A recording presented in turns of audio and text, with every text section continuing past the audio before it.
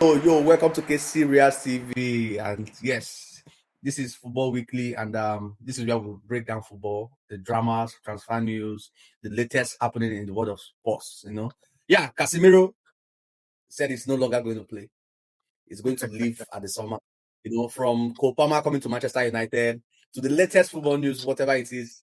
Yeah, this is where we break it down. And I'm not alone today. I'm not alone. With me, I have the boys.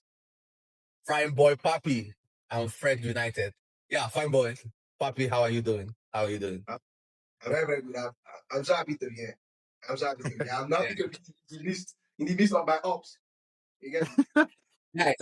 Look at his back. Hey, look at his back. You can see that. Sarcasm. Look at his back. So just pretend you guys are not seeing that. You know. So No, we have our today we are united under the umbrella of the one football canopy as big football fans are all around the world. But apart from that, you guys are yeah. my ops. But on a serious note, I'm so happy to be here. Yeah, we're so happy to have you. And guys, of course, Fred United, he was with us last time. You guys know him already, a Manchester United supporter. Fred, how are you doing? I am doing great. I'm happy to be here again to discuss Manchester United. It's a big day. It's a good day to breathe and leave Manchester United again. And almost to see my sworn enemy in this in this stream is giving me joy. But like I said, we are all United today. So let's Yeah, it's all love. It's all love. Everybody's welcome on this channel. So yeah, so we just finished AFCON. I mean, what is AFCON without dramas? And there's no way we are Africans, there's no way we're not gonna talk about it. So we start off with AFCON, a lot of controversies. It was a good tournament, apart from the controversies. It was a good tournament. The hosting, Morocco did a very good job hosting, the stadium, the hotels, everybody had good words to say about the hosting. But of course, off field, on field, the officiating, a lot of complaints, a lot of happening. What do you guys think? What do you just give me? Let me start with Fine Boy Papi. Give me your AFCON recap. What do you guys think about the tournament? What do you think about the tournament? Okay, let's start with the positives. I think the positive is that Morocco did a very good job hosting the AFCON. I think Moroccans are very, very welcoming people because before the tournament, there is uh, this what I don't know the vocabulary, but there's this stigma, this stigma of like Moroccans being racist and they don't like blacks and stuff like that. But I think this tournament kind of debunked it because I saw the way they were mixing with a lot of Nigerians who went there had like positive things to say, and I think they have very, very good infrastructures from stadiums to trainings to hotel. Everything was standard. I saw a lot of videos coming from AFCON based on the off-field, the on-field, the stadium, the arrangement of the tournament was fantastic. But the problem was the whole saga around Morocco because they wanted to rub their way through winning it. I think that's the only problem that we had while hosting that tournament. From the whole shenanigans of when they play a team, the referee always like is on their side. They find a way to win. Yeah. To the whole thing of their fans coming into the stadium to take towels from the goalkeepers and them using whistles, not just mouth whistles because I think whistles are banned from stadium. We don't use whistles in stadium, but they whistle a lot, which I don't know how they bring it into the stadium. But one thing I have to give them is that I think there were less lasers because that's one thing. When you play all these East African side, they are very, very mad. They use lasers on your eyes, and that is something I think they used it, but it wasn't as rampant as it used to be over the years. Even the WAFCON they hosted previously, before this AFCON, there was a lot of lasers. You get, but I think Morocco there was just a whole lot of more on the field shenanigans than off the field. I think if you eliminate the whole trying to rob and using the referees against teams, I think the tournament would have been a 10/10. But the whole thing that happened in the final, the whole controversy, I think it kind of dents AFCON. You get me? I think it kind of dents it. And but apart from that, generally it was a good tournament. And I'm happy that Senegal's win. I was happy that Senegal's won it. Like I was very, very happy for them winning it because the way Moroccans were moving to winning, trying to like win the AFCON by all means, it was really, really, really like It was really, really crazy. But at the end of the day, football won. That's the main thing. Football won at the end of the day. Yeah, at the end of the day, football won. But Fred, reports came out that after the tournament, FIFA has CAF, not FIFA, CAF has fined Senegal's coach because Yeah. we know they walked out of the final, and of course, you don't walk out of a final, no matter how the odds are against you, no matter what the referee does, it's unprofessional to walk out of the final. And of course, I know that he should be expecting some kind of punishment. Senegal might be fined and banned and what have you. Although I've seen some Africans saying FIFA should fine Senegal, that we will raise a GoFundMe for Senegal. They said that's what is spreading on Twitter. You understand? So what do you think about that? Although I've heard your opinion, but should Okay. the Senegalese have stayed on the pitch? Me? No, Well, no, no, no, Fred, Fred. I won't blame them personally. Like I said the last time, football is an emotional game. It's very, very emotional. It's very, very psychic.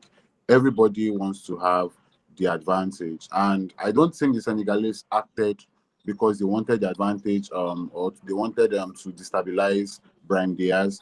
They were just fed up with the whole situation. So I wouldn't blame them for that act. But then again, two wrongs don't make a right. Like I said the last time, as much as they felt cheated, they ought not to have left the pitch. They ought to have stayed in the pitch and just finished the game. But at the end of the day, Yeah. football won. Just like Papi said, football won, which is very, very, very important. And Morocco were kicked out. Regarding the fine, I mean, I was looking at Algerian fine yesterday, and that's almost $100,000 in fine. And I'm like, just for a football game, you are being fined $100,000. Then how much would they fine Morocco for like the whole games, plenty games, and Yeah. then are they actually going to fine them? Are they going to sanction the referees who refed those games? There are so many things that would need to be sorted out. It just goes to explain that there were so many things wrong with the AFCON that shouldn't have been. They hosted a very, very good competition, but it was marred with so many irregularities and everything. I would say they are very competitive people. They wanted the win so bad. They wanted it and they did everything to win it. Unfortunately, they lost to would I say a better team on the day. They lost their chance. They didn't take advantage of their chance and they lost the trophy at the end of the day. So yeah, big ups to them. I hope they host another one, but in better conditions. Because yeah, I saw a whole lot of videos. They have good food too.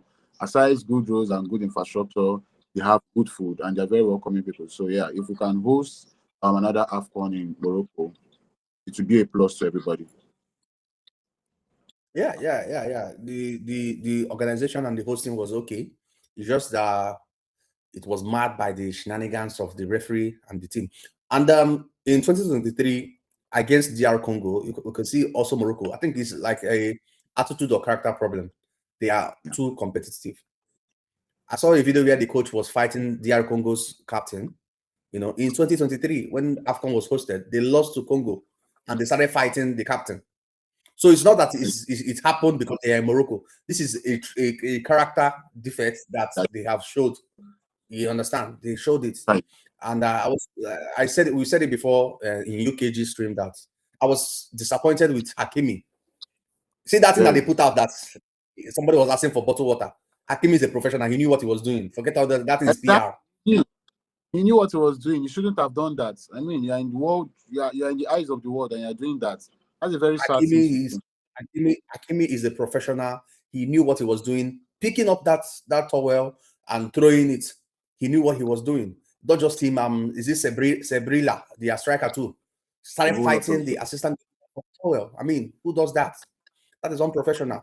So I think Morocco needs to Excuse me. understand that. Yeah.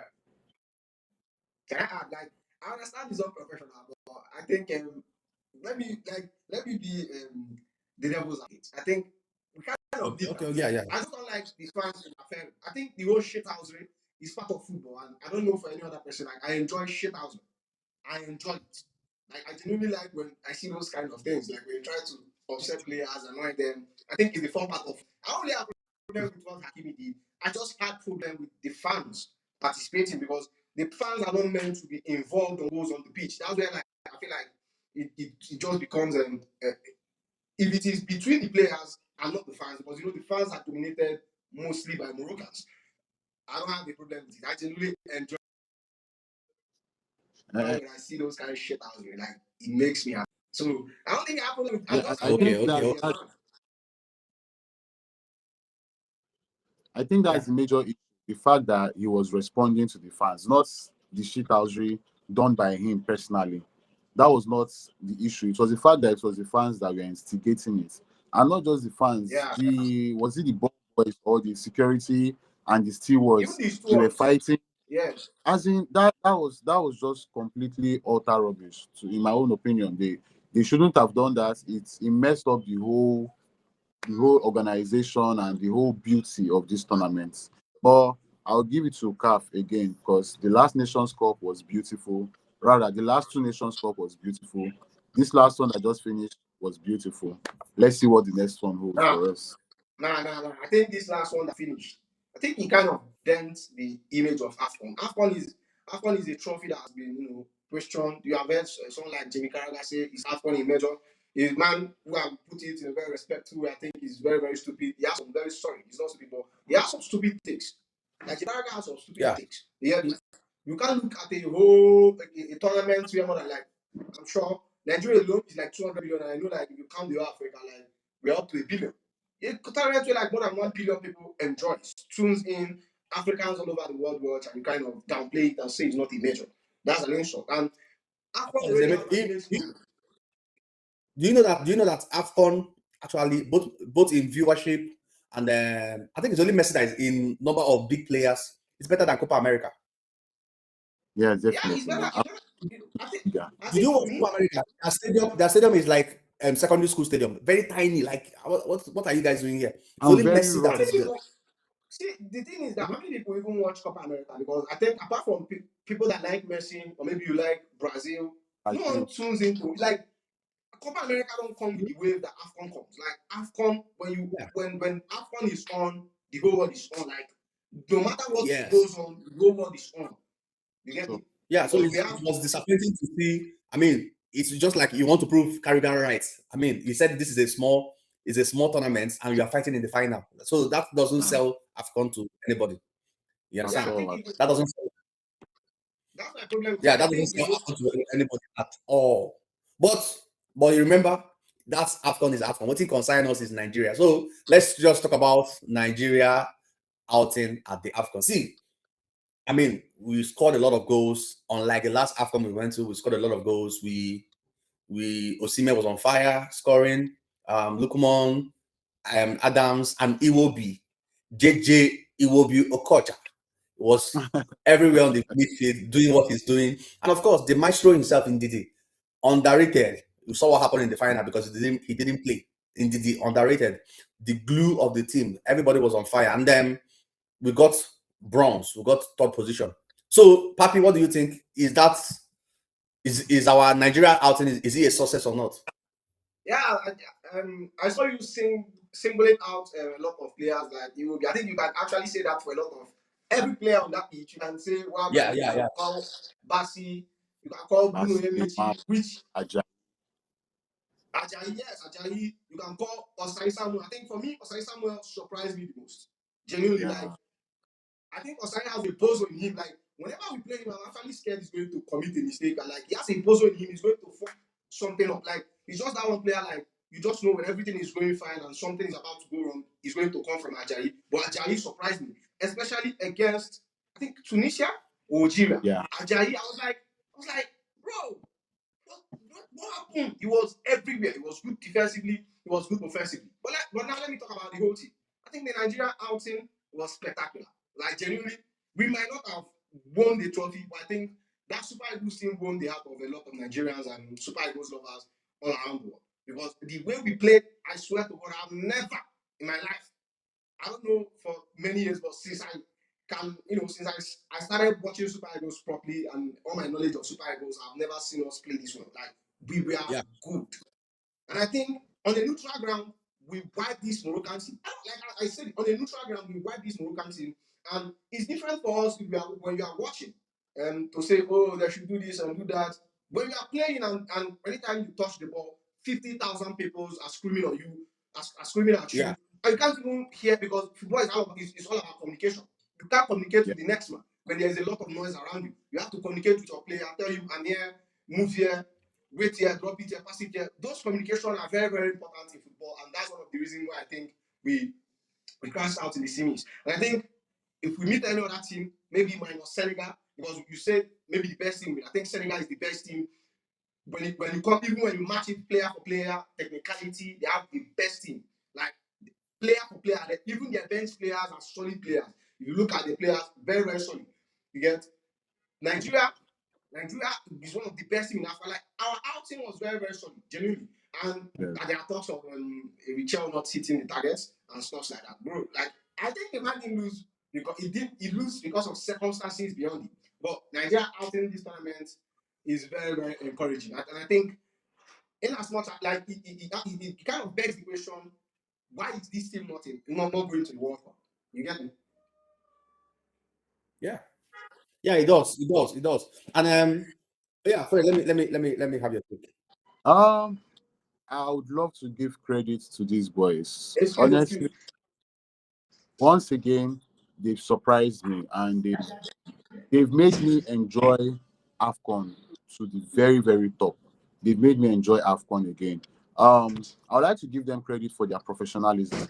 The last time they played Yeah. under a defensive coach, I wanted to play, I think, a 3-4-3 formation. He wanted to sit back and then score one goal and defend all through. I think that was on General, the last one, and we got to the final and then lost to Ivory Coast. It's Pesero, Yeah, not Pesero. General. That's Pesero, which we lost in the final. But they were all professional about it. Now, this time around, under Eric Chell, he brought in beautiful and attacking football, and they still adapted. It shows you that these boys are very talented and they are very, very professional. But we've been unlucky. 2 times we've gotten to the peak of our football, but we've not brought home any. But to rate our AFCON outing this time around, to me, it was good success. It was very, very good. I would like to give them 10 over 10, regardless of the bronze. Yeah, yeah. I agree also. I agree also. The Super Eagles played ball, they showed out. And now a lot of us are saying if we had gotten this coach a little bit earlier, we would have made the World Cup. So, Because the coach had a very good record. He has a very, very good record. I think he has just lost one match, No, he 114 hasn't lost and any match on 90 minutes. has he not hasn't lost lost any anything. match. You see?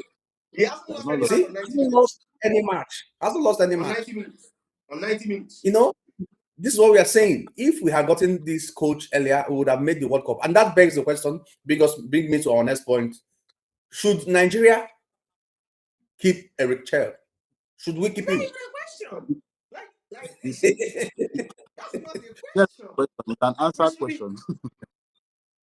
Oh, we should be, okay. sorry for interrupting, but we should be asking Yeah. Eric, how many years do you want to be with this Super Eagles? We are talking of the manager that took over the team, and then he kind of, I think he got the maximum points. You get me? He got the Yeah. maximum points for our qualification. I think if he took over the team earlier enough, we would have easily gone to the World Cup. We went to Africa and we Yeah. didn't lose in 90 minutes. We lost because we were unlucky and circumstances that was beyond our control. You get? So we should be asking this man, how long do you want to stay? We under this man, genuinely, when I saw the list of Africa, I was like, what is he doing? Under this man, we saw players play on merits, not because of who they know or how good they were. You play on merits. If you play well, you are in the team. If you don't, you are out. Example is Bruno Rebeti. We started with Zaidu Sanusi. And Zaidu Sanusi, he was shaky in the first match and in the second match, and Bruno entered the team and was playing well. And he kept on playing. We saw the same thing with Chukwueze. He started with Chukwueze. And Chukwueze was a little bit shaky at the beginning of the tournament. And he was out of the team and Frank Oeka replaced him. So we have a manager that was very, very serious. It's either you are playing well or you are out of the team. Like, there's no room for you're a big player. If you're not playing well, you are out. Like, there's no two ways about it. Like, and I think it kind of created competition. You saw when we changed the whole team against Egypt and even against Mozambique, the second team was as good as the first team. We have a manager that have a pattern, that have a philosophy, and then that's one thing I love about a team that has a philosophy. When you can plug and plug off, you can plug and change, bring in a player, and it doesn't hurt how the team plays. It doesn't help the team generally, and that's one thing that we have developed under Richard. We can change the whole players, have you. The structure is there, and I think we should build from this. You get? We should build from this, and try to like take it to the next level. I think we have AFCON coming on soon. We might have missed the World Cup. We have AFCON coming on soon, and when you have someone long enough at a place when and I don't think he has passed his instruction to this player. So I think they have played 15 up to 15 matches together. If I'm not mistaken, I think it's around 12 or so. And when and even in club football, when a manager works with players week in, week out, you still need your time to like implement your structure. And we saw a coach that he didn't even have that luxury of time, and the teams were really clicking. We saw a Super Eagle that is clicking fantastically. You get me? So I think Richel is a no-brainer. We should be asking him. We should improve his contracts. We should keep him. You get me? I think he's the future. You get me? We should keep him. Unless like we have a very, very crazy upgrade. And you can see what is happening in the managers market, even in the club side. There's no really good managers out there. So I think Richel, I think he's a no-brainer. We keep him. And even if we don't keep him, you can see teams like Tunisia, they're already making inquiries if he can drop Nigeria and come over there. Yes. I agree with you. And one thing, apart from the tactics and the football and all he has done, one thing I noticed that apart from unlike other coaches, he has a very good relationship with all the players. Yeah. He's a young guy, of course. He has this kind of close relationship, and that's translated in the field of play. That translated into field of play. So yeah, I agree with Papi. We should keep him. But why I'm saying is, our NFF, the way they are. A lot of politics. Sorry to interrupt. A lot of politics. A lot of maybe money will exchange hands, and they will tell you, no, let's sack him and get another coach. Like if we start talking about NFF, I think that's a whole separate video. Like there's a lot to talk. So let's just keep it with the team and just take the positive out of it. Because when I start talking about NFF, bro, this stream will be long. NFF deserves a video on their own. NFF, I don't even want to get to them. I don't even want to get to NFF. So let's forget about NFF. Like I just hope they just do the needful and keep a richer. NFF story is a story for another day. Genuinely. True. Yeah, I think we should keep him and build on just start preparing for the next AFCON, for the next World Cup. See, we must Nigeria, not what we do, we must qualify for the next World Cup. Sure, we must. Compulsion. It's a must. We must qualify for the next World Cup, and it starts now. Not just the coach, the players, the coach, the football federation. It starts now. Give this coach what he needs to build, training, whatever. Provide for him. Let him develop this team, and yeah. So, you want to add anything, Fred, or? No. I agree with everything that's been said. Just give him everything he wants, but let's not just stop there.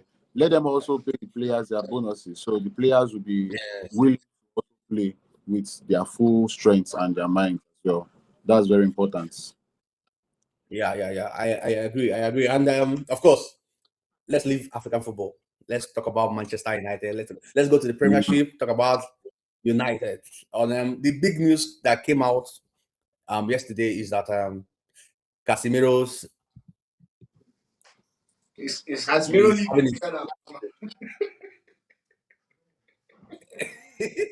now Casemiro has announced his exit from Manchester United. He said he's going to be leaving in the summer. There was this clause in his contract that if he's able to play, I think 30 more games, they will have a contract renewal. We are out of the Carabao Cup. We are out of the FA Cup. So I don't think that clause will be triggered. So he had announced this is his final season with Manchester United. Fred, what do you think about that? Honestly, I would say I'm in between sad and a bit happy.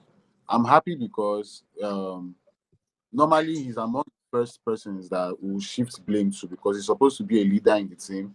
He's supposed to be one of the senior boys. So he's one of the persons that will shoulder the blames that are supposed to go to the team. So yeah, on that end. And also it also gives room for us to buy players, because Manchester United is a club that can be overly dependent on players, especially those that are in form. Bruno is a typical example. We've been dependent on Bruno for how many years, and we still do not have a backup or a replacement for Bruno. And now Casemiro is going, and the funny thing is we do not even have a replacement or a backup for Bruno. So yes, I'm sort of happy that he's leaving. Now I'm a bit sad as well that he's leaving because the leadership quality he brings to the team is going to be missed totally. Aside Bruno, who can lose his temper, who can be temperamental and throw tantrums, Casemiro is the one that brings calm to this team. He knows how to coordinate himself. If he's not there, I'm wondering, is it Maguire that will get to tell Bruno to calm down, or is it Delete? Will Bruno even listen to them? So we are going to be one sort of a leadership player in the team, and we'll be missing somebody who is always eager to give 101% whenever he's playing, whether he's fit or not, whether he's having the best of his game or not. He is willing to give 101%. He's willing to take one for the team. This new generation of players, I don't think they understand the concept of taking anything for the team. They want to just play clean football. They'll play a full 90 minutes and their socks is still neat. Their shirt is not even stained. It's not a player of Casemiro standard. He's willing to take one for the team. He's willing to die for the bag.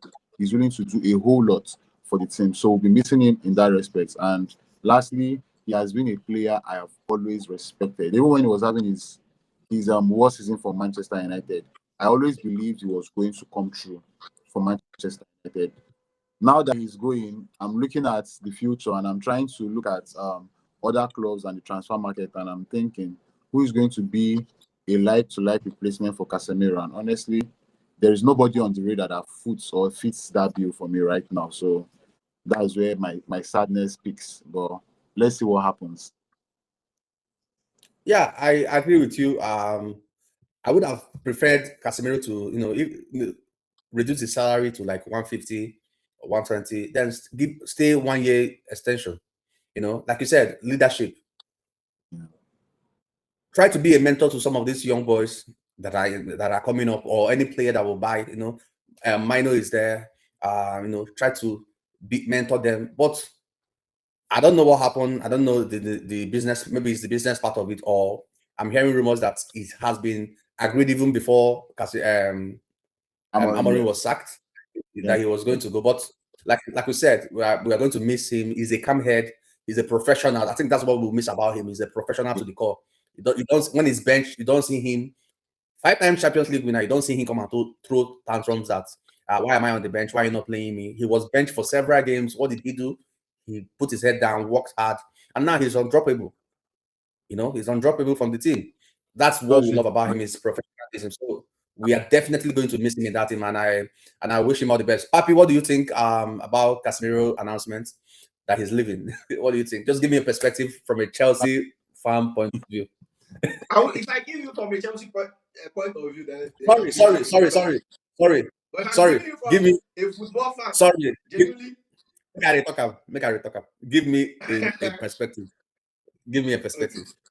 okay, my perspective, I think whether Casemiro will be a lose or a win for Manchester United depends on the next action. That means that includes like replacing him, bringing a profile that offers what Casemiro offers. And Casemiro is a world class player. Like no matter how I hate Manchester United, I always like. I think you guys have a very few good quality players. And like, let me give you an example. When I started seeing the Pedri, Enzo, Bruno comparing, I was what? You're talking about one of the best players in the world. Like, I don't like Man U, but I think Bruno Fernandes is very, very underrated. And that's because he played for Man U. If Bruno played for any other team, I think we would have been hearing Ballon d'Or shouts and stuff because his record is crazy. Everything else, one thing I goes by is that everything else lies, but numbers don't lie. No matter Bruno might not be sexy, wow, hallelujah. Sorry. sorry. Okay. Bruno might not be sexy, but I think Bruno is a very good player. But let me not deviate. Let me talk about Casemiro. It depends on who Manchester United brings in to replace him. It depends on what you guys do in terms of replacing him. But I think you guys are losing a very, very big leader. And that's one problem I have with Chelsea and even with Man U. You guys have leaders, but you guys don't have a lot of it. Apart from maybe Bruno, who shows leadership with his performance and how he plays, and Delete, who was the captain for Ajax at a very, very young age. We have Maguire, who I don't know how respected is on the team. I don't think you guys have a lot of leaders on the pitch. And Bruno embodies that, like, that void will be there because I think that this whole new that sporting directors and the whole new modern football shape, I think they downplay the impact of having a very very a veteran or a leader in your team, Yeah. and that is what Yes. and that Yeah. Yeah. and that is one thing Manchester United is going to miss for Casemiro. Casemiro, on the other hand, I don't think he lost. He didn't lose anything. Generally, he's going to go to a different club. Yeah, like for me, I think he's ending up in Saudi. Like, bro, he's going to go and back those free tax money that he's going to go on a ridiculous salary. So I think for him, that's a very very big win for him. He came to Man U. He proved because when he came to Man U, I was like really surprised. Like what? Like the whole signing didn't make sense to me. Not from the aspect of how good he is, from the aspect of going from Madrid where you start week in week out, when you like play with world class midfielders and stuff, to Manchester United. Genuinely, it didn't make sense to me. But I think Manchester United will be the biggest losers if you guys don't replace him properly. Now, if you look at the market, when you want to get a similar profile to Casemiro, there's not a lot of them out there. Apart from maybe a player like Caicedo, Rice, bro, I don't think you can get a profile like Casemiro. Everything needs that player that has the dog in him. That player can disrupt things. And I think Man United have a lot of sexy footballers. You like Chelsea, we have Caicedo. He can disrupt things. He's a dog. He's a madman. And you guys don't have it. If you lose Casemiro in that midfield, it depends on. For me, like I said, the win or lose for Man United depends on how you guys replace him, who comes in for him, the players you guys sign for to replace him. I think that will shed the whole light on whether it's a big miss for Man U or not. No, for me, from what I'm seeing, it's a big miss. And for me, the biggest winner from the whole Casemiro leaving is Casemiro because he's going to either go to Saudi, which I think is the preferred destination, maybe join Cristiano Ronaldo at Al-Nassr. You get me? So, and pay on a very, very good salary, get the money, and maybe fly back to Brazil and retire. But yeah, I think Bruno is a very big miss. Casemiro, because he's a player I really, really like. I like Casemiro because I like aggressive players. I like players like Casemiro. So, but as a Chelsea fan, I'm happy he's leaving. Genuinely, anything that is going to fuck you guys, destabilize Manchester United, I'm happy with it. You guys can hear him. You can hear him. You can hear him. I thought he said we're all united The today. hatred is Oh, No, we're not seeing it. That's why I said the truth. That's why I told you guys that he's a big miss. Because, and I still said, because, there's still that enmity there. I just kind of. I understand. So then you said something very, very profound. You said you don't know if we are going to miss Casemiro right now. No, that's not what you said. You said you don't know how whether is a Yes, good thing is I living or said not. missing him will depend on Unless you how see you the guys replacement. replace him. Yes. Now talking about replacement, let's just go down to the transfer news. And we are linked with a lot of people. A lot. We are always linked with a lot of people. Manchester United is always linked with more than a lot of people, from Watten to Ruben Neves to Baleba in the lofty peak. Recently we started getting linked to Kopama. They're saying that in Greenwood, they are discussing internally to see if Greenwood will come back. And also they're discussing internally to see if Rashford will come back. So I don't know. Fred, let me ask you this. Yeah. Do you think Rashford and Greenwood should come back to Manchester United?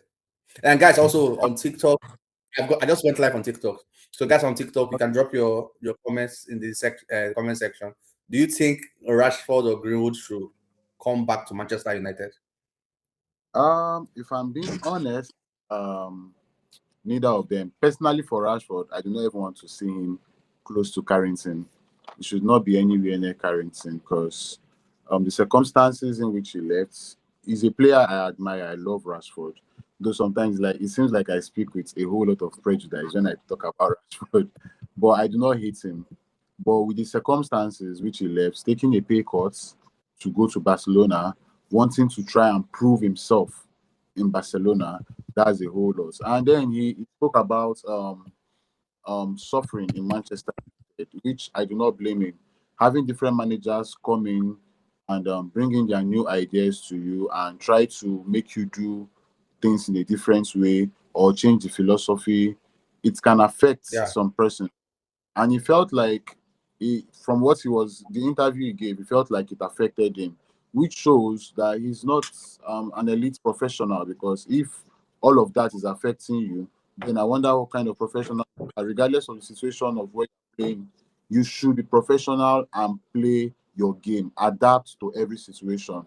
But that's not Rashford, and he used that to exercise this player FC that we are currently suffering in Manchester United that Amorim tried to banish. So no, Rashford shouldn't come back. Now for Greenwood, honestly, I would love Greenwood to be back. I love Greenwood. Greenwood is my boy. I love him so much. Aside the sexual scandal case, I actually do love Greenwood. I would love for him to don a Manchester United and put that fear on every defender, on every goalkeeper that sees his shots coming in. But as things might be, no, Greenwood will not come back. It will not be a good image for Manchester United. And considering we did not even back him up initially and he won the case, what's the point of doing that right now? It's too little, too late. So no. Yeah, And I agree with you. TikTok, Meliora Makata, thank you for joining us. Thank you, thank you. He's saying that he said Greenwood should remain where he is now. We don't want them back. Also, Rashford too. We don't want him back to United. See, I agree with you, bro. I agree with you. It's not that Greenwood is a bad footballer. Of course, he's been doing well in French league. He's an amazing footballer. I love him personally, but Greenwood coming back to Manchester United brings a lot of baggage with him to Manchester United. That will destabilize the team. Let me tell you what we're going to happen. Anytime he kicks the ball, he's going to get booed. sure. He will give Chelsea fans ammunition. Just like you take a grenade and give to Chelsea fans to use to attack Manchester United, because he will be criticized. Every kick, every throwing, everything will be scrutinized and criticized. And of course, our women team have also said that if Greenwood comes back, the way England is. They are big on, I mean, what's his name? The former Chelsea defender that kicked the cat. Yeah, You saw what happened. What happened to him? How much more? His essay. I don't want to mention it. So England is big on that. So I don't think the women team is going to play. So it should not come back and destabilize our team. All of us should look beyond the football. We should look beyond. Even though it's beyond the important. football and other things that his coming is going to bring. And for Rashford, I actually don't want Rashford back.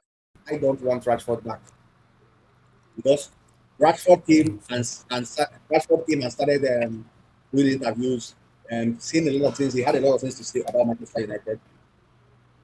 He had a lot of things to say about Manchester United. He thought he was going to get signed by Barcelona.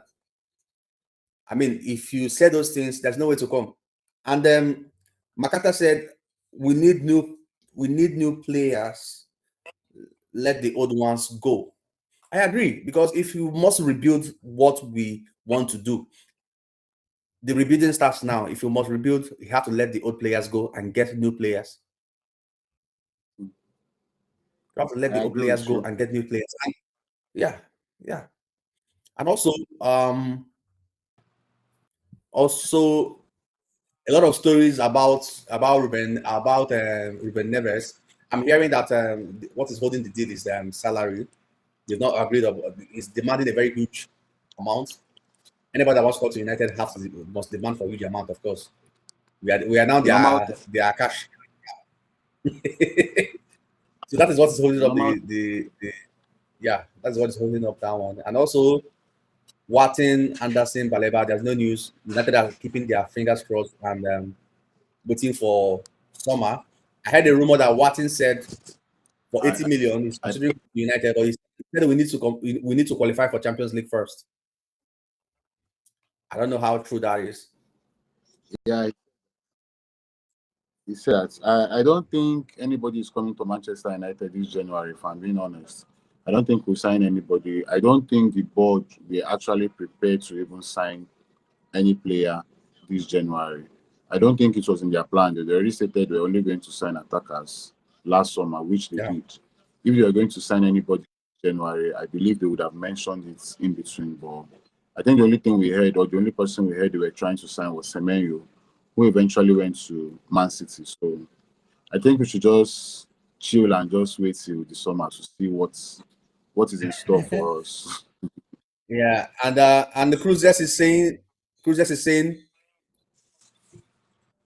those are The just secret midfielder. rumors and secret midfielder deal. Papi, Excuse me. Manchester Excuse me. I want to interfere. I know you guys were Manchester United discussing is the about only player having secret I know, midfielders. hmm?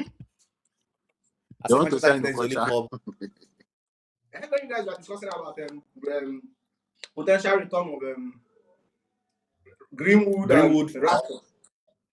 yeah. Now, genuinely, I don't know about Rashford, but Greenwood. I think Greenwood deserves to be in this Man United team. Genuinely.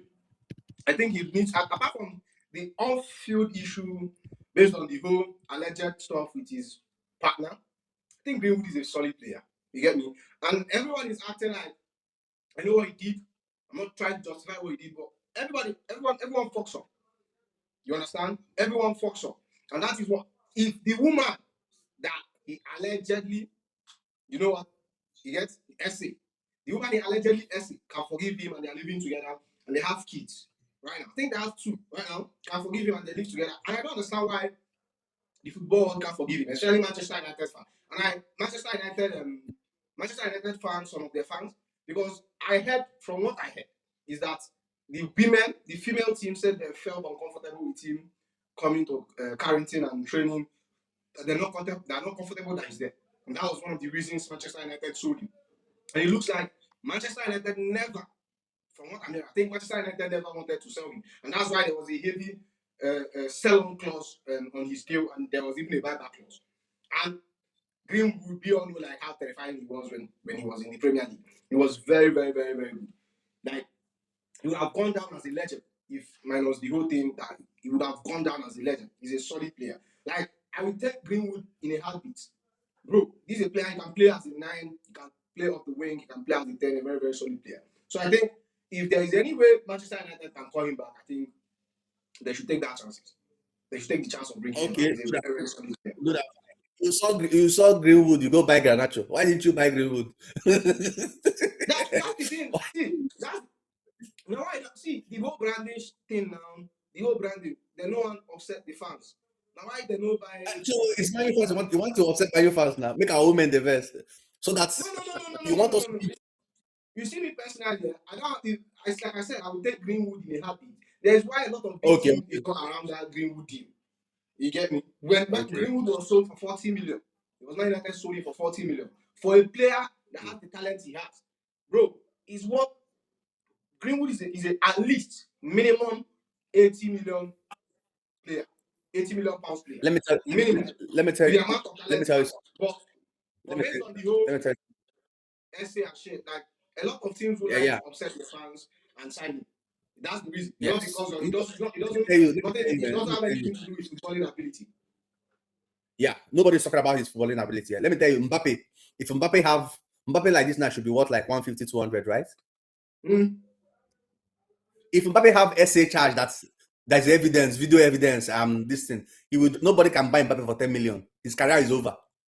No, people will buy him for 10 million, but that would be a big gamble.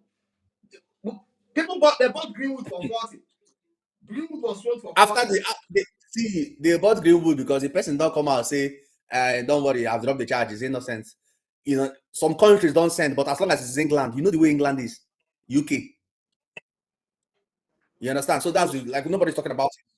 Nobody's talking about his footballing ability. Greenwood is a footballer. If Greenwood was in Manchester United today, I don't even think we will sign Mbuemo.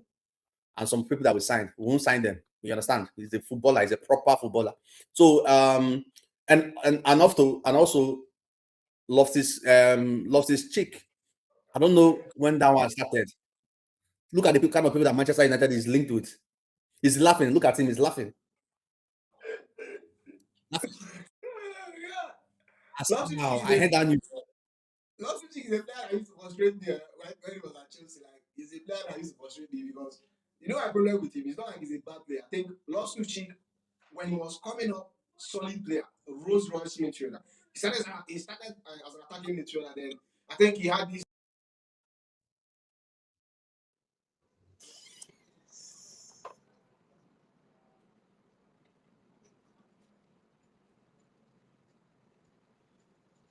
This Chelsea This year, fan. This Chelsea fan.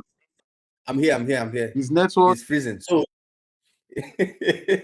Cruiser said, why is he using glue?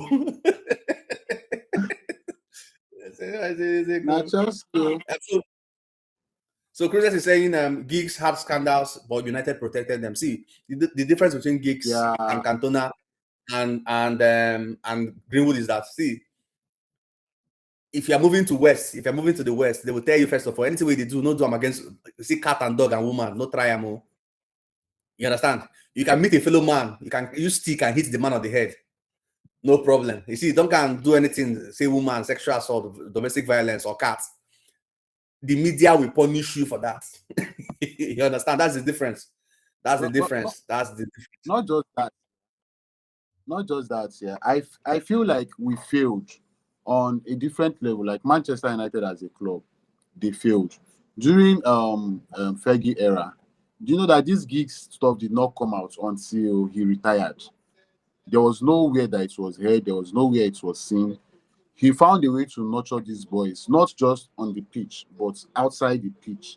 Make them be disciplined and know what to do, be responsible human beings outside the pitch. But it's like our academy players, and you can see it very evidently. See Chidobe tweeting, or rather putting something on social media against Amorim was there. See Harry Amas doing all that.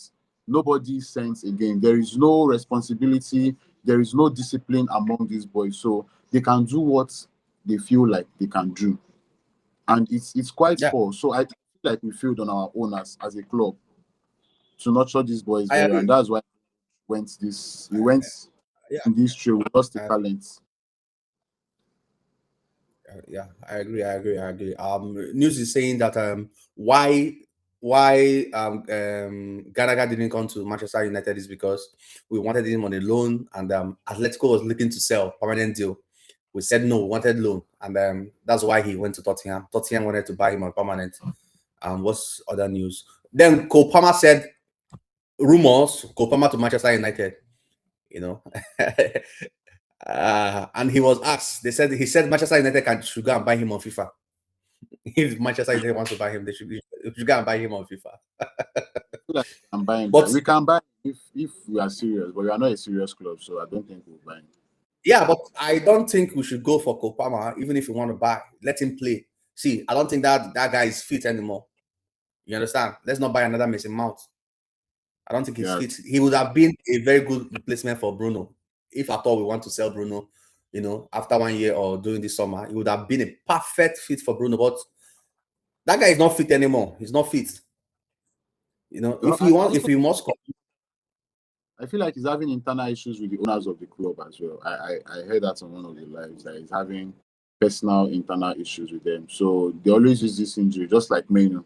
They don't want to play for the club. They feel like they're not being treated right, and they just feign one injury or the other and just not play. But yes, like you said, it would have been a perfect replacement for injuries, of course. Yeah, and Harry Amas is set to leave on loan to Norwich City, and Toby Collier also is going to Hull City on loan. Whitley is also nearing a season-long loan to Bradford, and of course, they said Joshua Zexi could still leave this January. He could still leave. That Roma is preparing a proposal. You understand? Wow. Now, our attack is Mbomo is back, Ahmad is back, so he should leave if he wants to leave. Let's cash in now. It's not like before that we are begging him.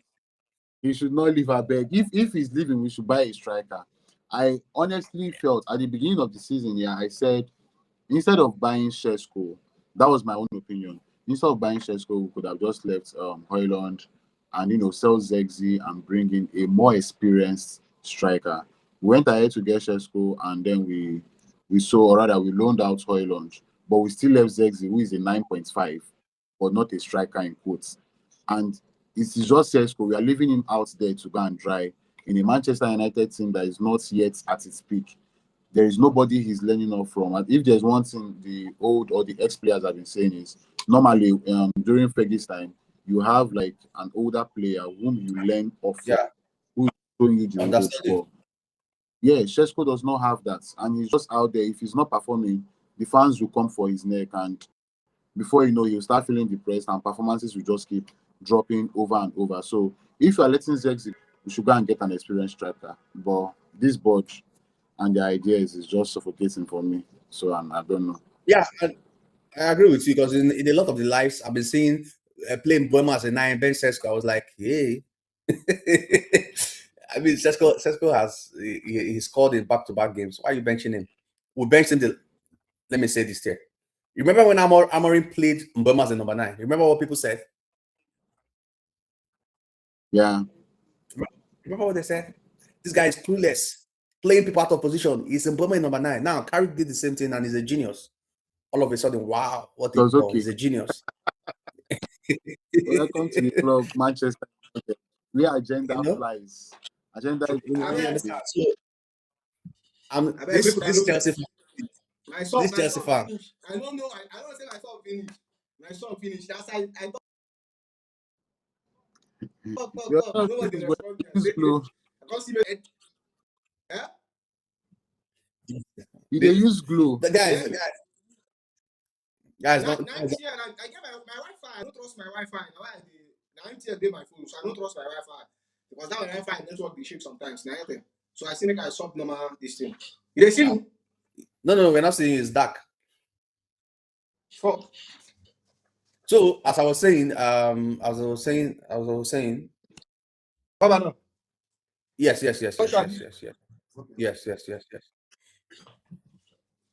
So I said playing Buemo, don't play Buemo as a number 9, play Sesko there. Anyway, so on Sunday, Manchester United is going to be playing Arsenal. So we'll see. I don't know whether it's Buemo that will start as a number 9 or Sesko that will start as a number 9. So let's just do a quick match preview of the game. We are coming up back from winning Manchester City. We are still on the high. We beat them 2-0. Played very, very well. We had a lot of chances. You know, Man City was playing high line. We totally destroyed them. We sat back, allowed them to play. You know, collected the ball and tried to hit them on the counter. And it worked, but we had a couple of chances. We could have gotten 4, 5, 6, 7 goals, but we did it. And against Arsenal is on form. Arsenal is on form. See what they played against Inter Milan. Me personally watched that match. You understand? Although I was watching it with I was trying to reach them, but you know what? But I watched the match. They did very well, played very well. I was trying to hit watch, but it didn't work. Yeah, Nino, thank you. I see you. But what do you guys think? Fred, what do you think, first of all, Manchester United versus Arsenal? How do you think we are going to play? Do you think Carrick will play the same way he played? Now, I don't want to be talking about setup because Carrick is new. He's the new coach. This is the second match. We don't actually know what to expect from him. You understand? But how do you think Manchester United should approach that game if we must get a win or a draw? Well, if I'm going to be honest, yeah, if we are going to get a win or a draw, I think our best chance or the best way to do that is to take every opportunity we have, kill every chance we have, score as much goals that is presented to us because there might be very few of them. The defense of Arsenal, the way they defend as a team, I'm not even talking about just defenders, the way they defend as a team, and then the way their defense is set up is quite very solid. So we are going to find it hard to break that defense. But if you catch them on the counter, and I mean, in Buemo being as sharp as he is, Ahmad being as tricky as he is, and we have Bruno who is there to set the defense. I think we have an opportunity to win the game. Now, with that opportunity be taking, that's a big question. We did take that opportunity because we've seen under Amorim, we could play a full game and have 15 chances, but we only bury like 1 or 2 or 3 out of 15 chances that could have led to goal. But it's the same boys, nothing has changed. We have the same players. So if they are presented with 10 chances against Arsenal, God might have it or not, are we going to take at least 5 of it or 4 of it to kill the game? That's an important question. So I think that's it. But my prediction, if we are going to win that game, I will still stick by it. That is a long run. Is a very, very long road. I don't see the future of winning that game is very, very bleak. I see Arsenal running away with it, or at most we'll get a draw. I don't want to carry my expectations to the peak and then cry on that day. I dey fear banter. It's in the fear banter. So, Papi, what do you think? Manchester versus Arsenal game. What do you think about the game? And then drop your prediction and the scoreline. What do you think? Just Do you want me to be honest? yeah. If I'm to be Yes. honest, I want both teams to lose. Arsenal and Man U, I want both of you. Like, But you know it's top not possible. two It's or one. You have top two. I know it's not possible, but I want both of you to lose. But here is the truth. Now, you said you guys sat back. I think against Man City, I was surprised with how you guys played, bro. I tuned in to it watch. Genuinely, I just want to see Man U lose. I tuned in to it watch, and bro, you guys schooled Pep. Like Pep was out of them, and you might look at what the same thing happened to them against Bodo Glimt, and they might say like, yeah. what Manchester United did was not special. But I don't care. Manchester United completely outclassed Manchester City. They outplayed them. They wanted Manchester United generally wanted it more because as much as City looked bad, I think I will give credit to Manchester United more for making City look bad. But when you talk about Arsenal, Arsenal is a whole different beast. They are my London neighbors. I don't like them as well. Like I genuinely despise Arsenal, and that's because of their fans mostly. But Arsenal is a team that you don't play. You don't say you sit down on counter to play. Arsenal is the worst team to face because, bro, they can literally match you for anywhere. Ugly football for ugly football, passing for passing. Anyhow you want to play, Arsenal can play anyhow. If you want to make it, if you want to rough everywhere up, they can rough everywhere up. If you want to stink everywhere out, they can stink everywhere out. Like they are very, very good all round set piece. Arsenal for me, they are the most dangerous team to face. You get me? And I see sometimes a lot of people panic about performance. Like for me, I don't really care. I don't really care much. Sometimes I want my team to perform well, but most importantly, I want them to win. And Arsenal is that team that is going to win any way possible. But one thing that is going to work for Manchester United in this game is the element of surprise. Now, if you guys are going into this game with Ruben Amorim, they just look at what you guys have been playing for the past few weeks and say, okay, this is how we are going to stop them. And stopping Man U is not really that hard. You get?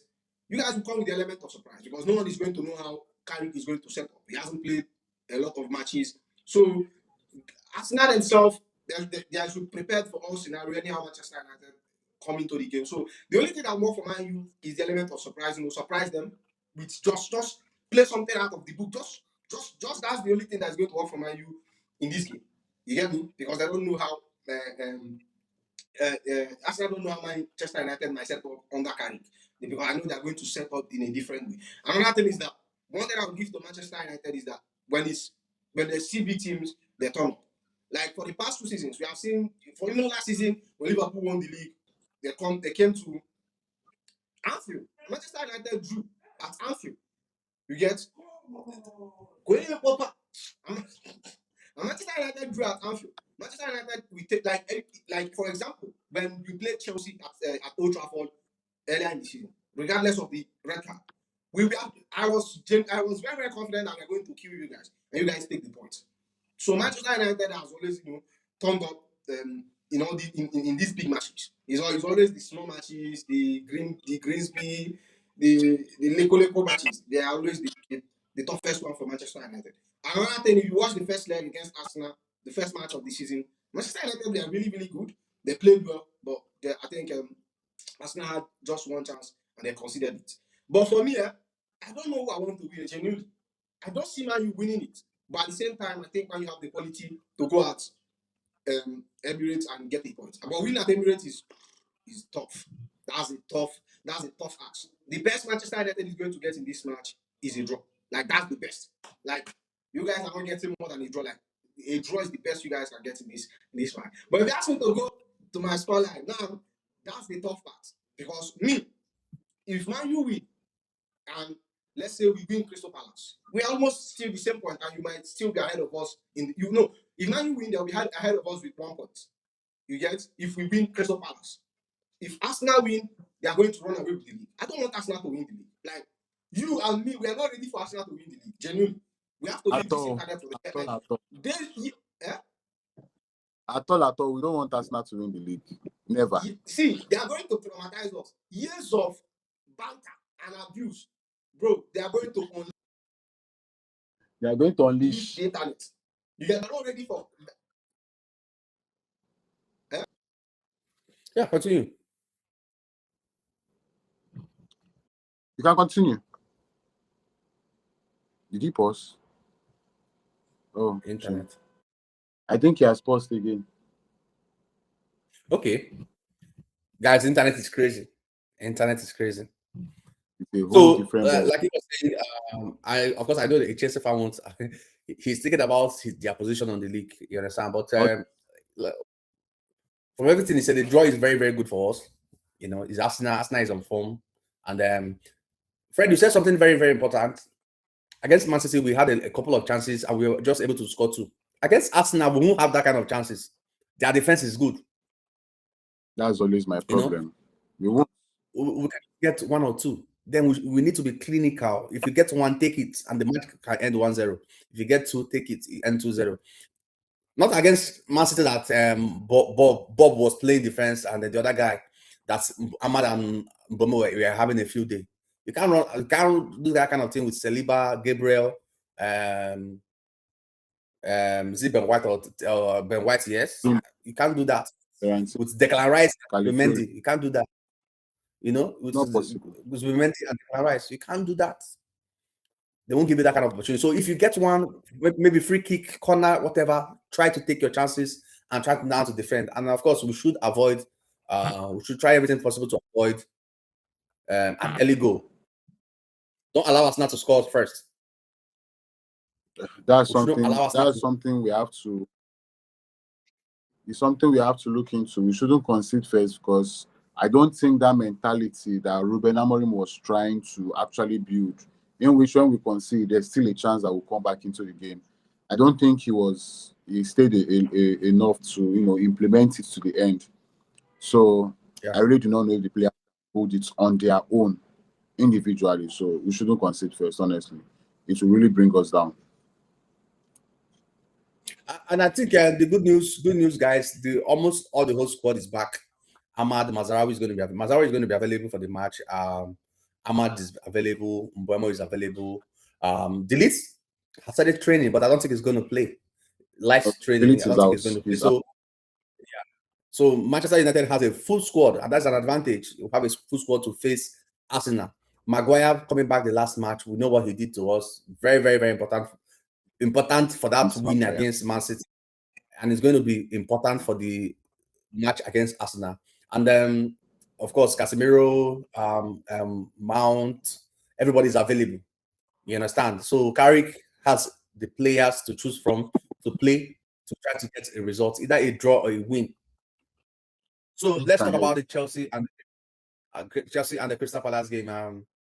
Of course, Crystal Palace has been in a bad form, been in a very, very bad form. They are not playing very good at all, and they're having issues with their coach. He has said he won't be renewing his contract. You know, he won't be renewing his contract, and they've also lost their captain.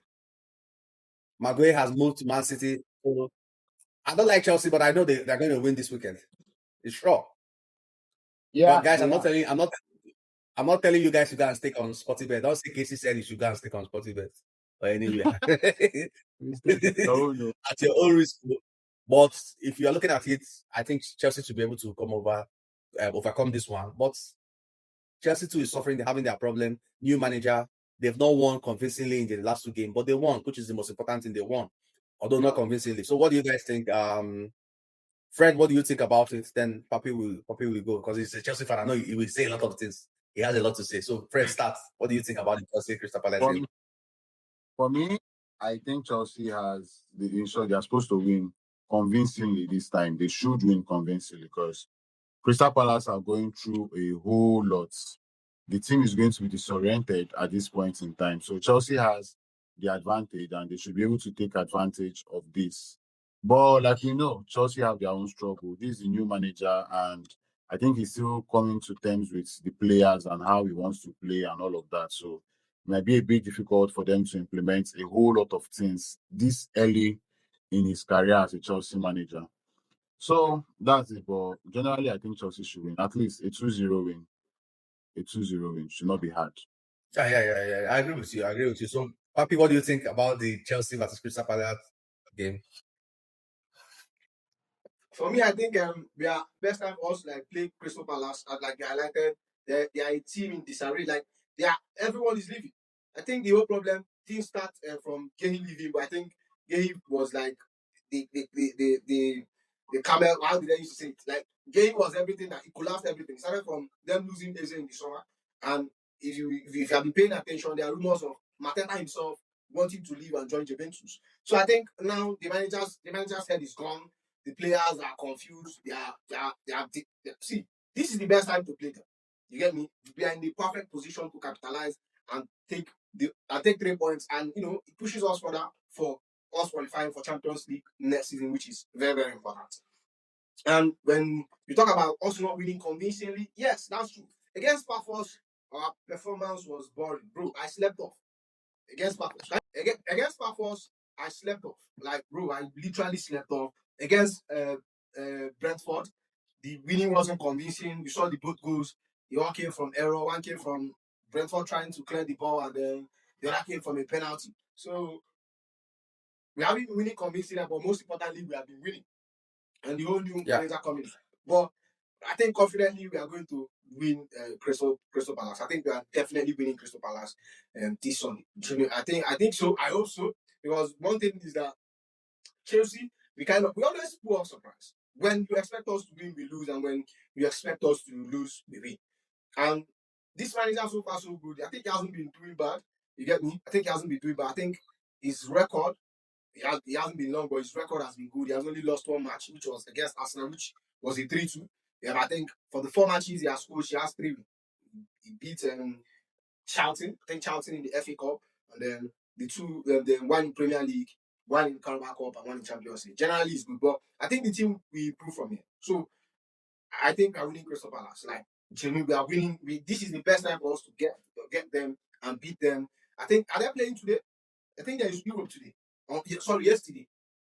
There was Europe. They played Europe yesterday. I mean, yeah, conference Europe.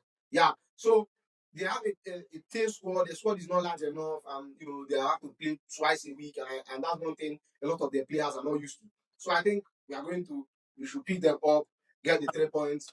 If the performance is good, fine. If it's not good, pick the 3 points. Let's move on. You get me? That's all I have to say about it. I agree with you. You should be, like I already said it here. You should be winning Crystal Palace with everything going on in the club. Those kind of things affect players too. I mean, when the coach is not stable, you are not. This coach is telling you, "I'm not going to be here next season." Your captain is gone. Of course, that will destabilize the team. And they are there for the taking. Fred, just your final thoughts. Your final thoughts. Okay, my final thoughts. Starting from the AFCON and the Nigerian Federation. Like I said initially, I would love NFF to retain Excel. Let them keep him up and let him start. Let him start with full force what is intending to start. So he will take us to the World Cup and possibly take us to the quarterfinals of the World Cup, and maybe we'll win an AFCON as well. I would love for him to be retained. Let him also be retained and be supported. And let this NFF stop stealing and pay our players their bonuses, their match bonuses. Please, let them give them their money.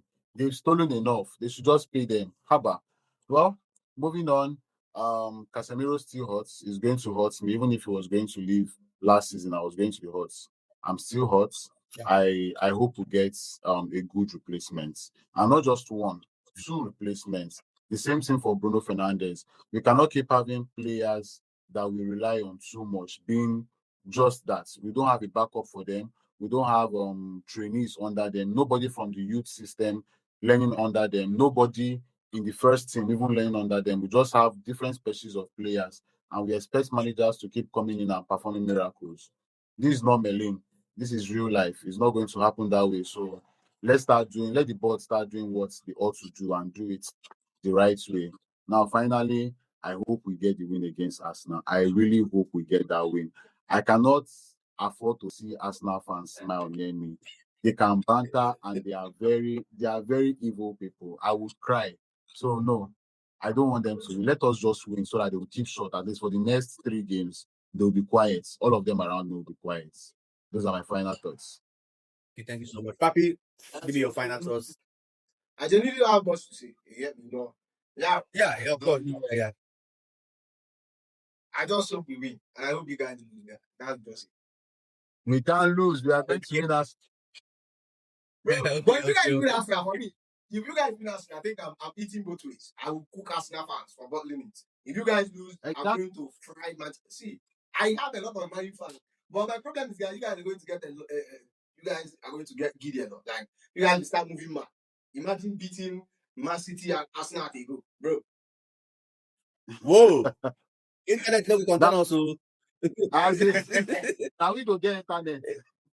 Bro, Internet too. you start hearing some rubbish take from your fans. You start hearing some rubbish. We are going for the Premiership now. We are going for the Premiership. I will do Exactly. that. You start hearing shouts like that. You start hearing shouts like, we have a better midfield, we have a better striker than Arsenal, we have a better attack, we have a better team. And then as much as I think Man, you have a better team, genuinely, I think your team generally is underplaying. I think if you go player for player, generally I think you guys have a better squad than Chelsea.